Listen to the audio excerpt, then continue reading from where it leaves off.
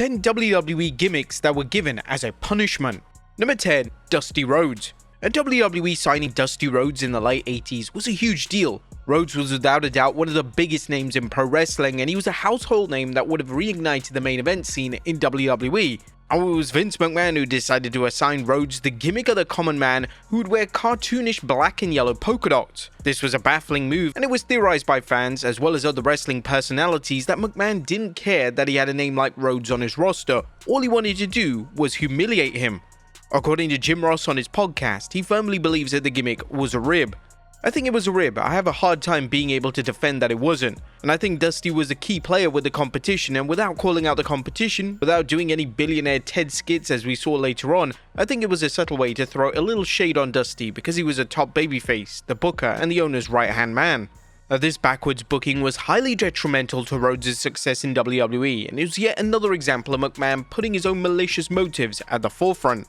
Number 9. Perry Saturn. Now, upon going off on Jobber Mike Bell during the WWE Jack match in 2000, WWE decided to punish Perry Saturn by giving him an embarrassing gimmick. This gimmick was likely designed not to just humiliate the former European champion, but to also make Saturn an afterthought in the eyes of the fans. Following receiving head trauma during the match with the APA, Saturn began to act incredibly different.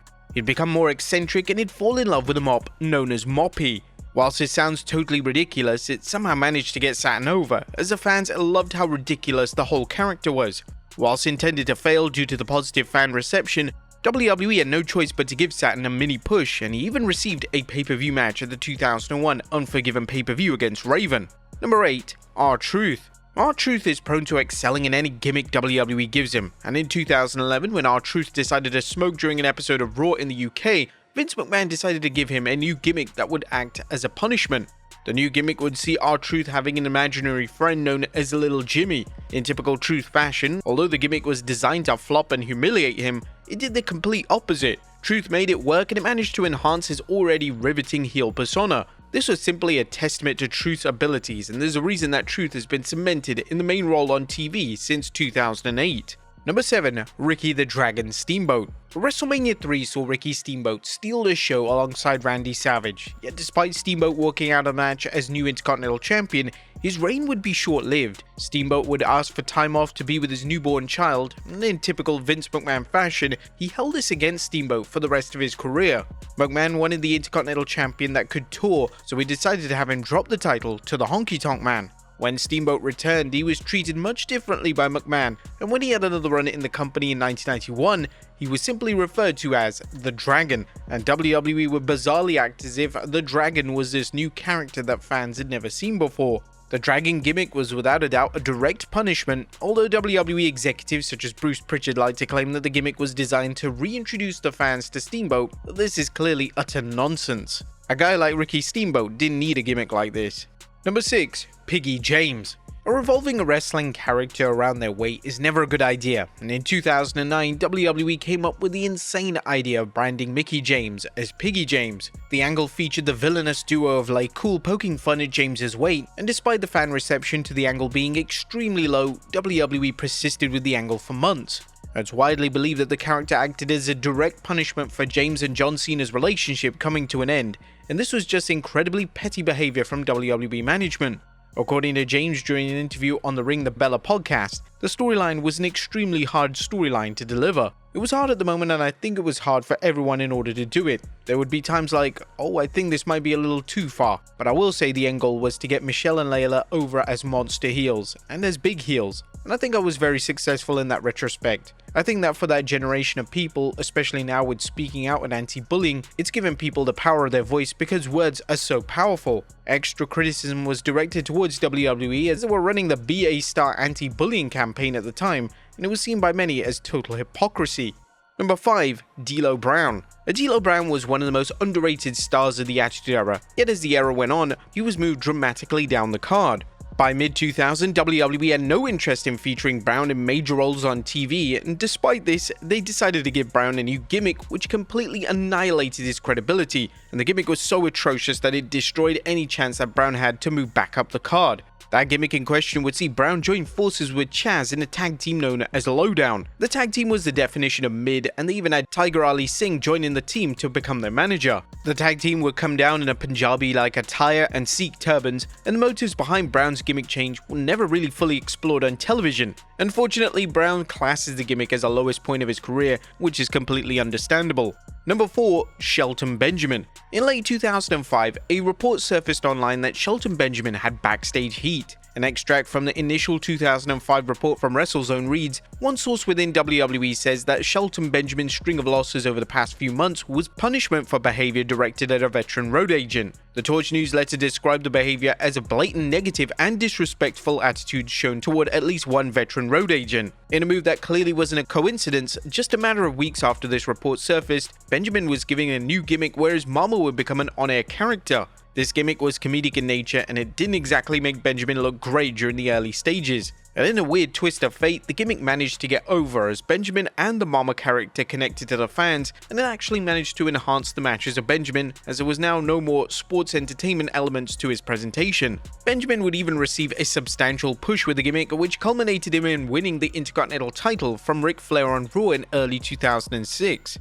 Number 3. Mark Henry. Now, over the years, there have been endless gimmicks that have been placed on TV to make Vince McMahon laugh. This was no doubt the case when Mark Henry debuted his sexual chocolate persona in 1999. According to Henry, McMahon found the gimmick utterly hilarious, and on paper, the gimmick should have flopped, but Henry put his life and soul into the character. The gimmick was outlandish in nature, and it went beyond Henry being a ladies' man, as he would start a romance with Mae Young, and the two would even have a baby hand together. Now, there have been prominent rumors for years that WWE would often give Henry gimmicks with the intention of making him quit. However, this evidently didn't work. It's worth noting that Henry, as well as top WWE names, have denied that this was the WWE's intention, but it's an interesting rumor to say the very least. Number 2. Brodus Clay.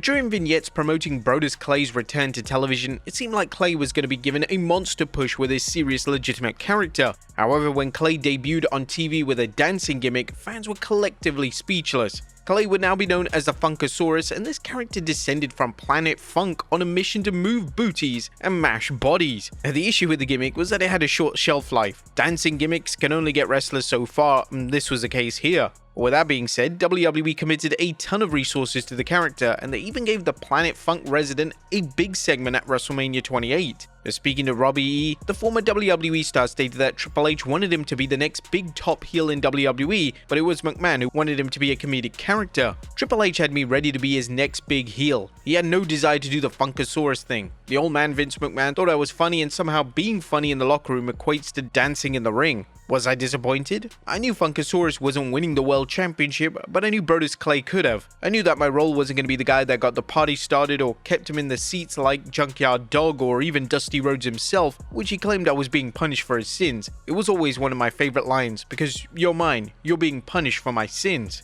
And the gimmick would last around 15 months before it began to get stale, and WWE were forced to abandon the gimmick and go in a completely different direction with him. And number 1, Diamond Dallas Page. When WWE brought in DDP in 2001, the belief of the fans was that DDP would be delivering a WWE version of his widely celebrated WCW persona. DDP was insanely over with the WCW fans, and it would have easily been a top babyface in WWE if they allowed him to portray a similar version to the character that was present on WCW television.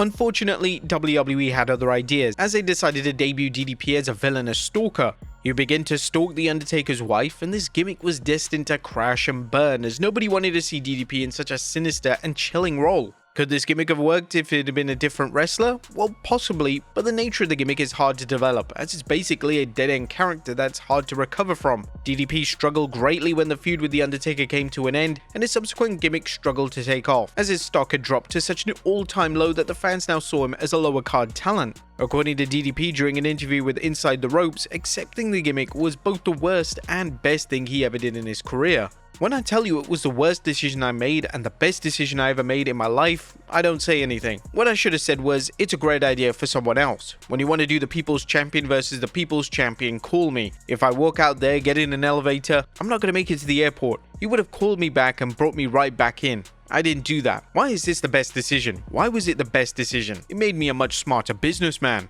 Whilst the gimmick was indeed atrocious, it ultimately didn't hinder DDP's legacy, as the majority of fans were able to see that the gimmick was down to a bad creative direction rather than the efforts of DDP himself. But there you have it folks, 10 WWE gimmicks that were given as a punishment. Be sure to leave your comments down below, and I'll see you next time with some more wrestling content.